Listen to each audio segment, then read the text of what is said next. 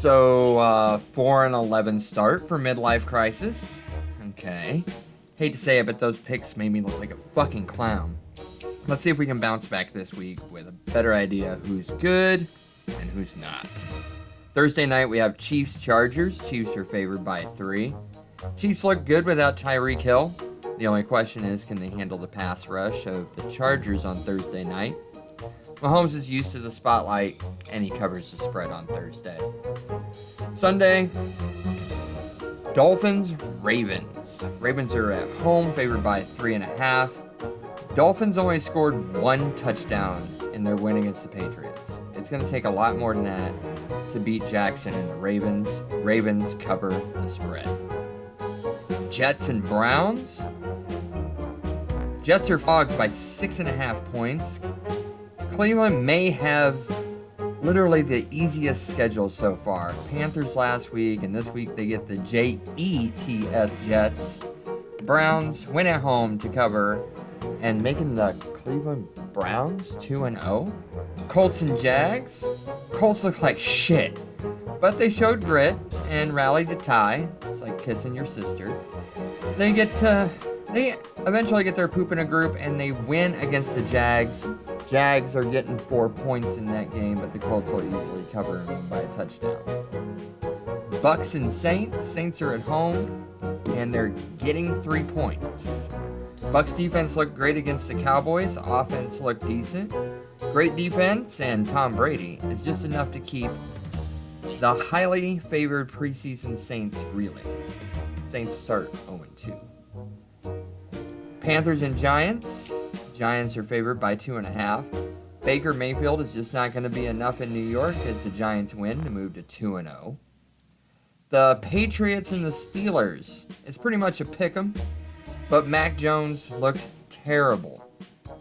Steelers have to step up with a loss of TJ Watt, but this game, like I said, is pretty much a pick'em, and I'm picking the Steelers to win.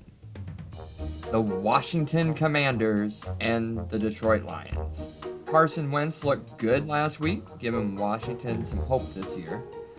Lions looked really bad on defense, which looks good for Carson Wentz and the Commanders. Washington wins and moves to 2-0. Seahawks and Niners. Look, the 49ers get a pass. Those weather conditions in Chicago were downright dreadful. It looked like a slip and slide. So that probably cost them the game, and that's why they're favored by 9 against the Seahawks, who have a very unproven quarterback strategy. 49ers win, but they don't cover the 9-point spread. Falcons, Rams. Rams took the loss on opening night, but the Falcons look dreadful. Rams win, and it's over by the third quarter. This 10-point spread is nothing for the Rams to cover. Texans and Broncos. Broncos are also favored by 10. They looked good enough to get a 10-point spread despite the loss. So Broncos will beat the Texans, but they will not cover that 10-point spread. Cardinals and Raiders. Raiders are favored by 4.5.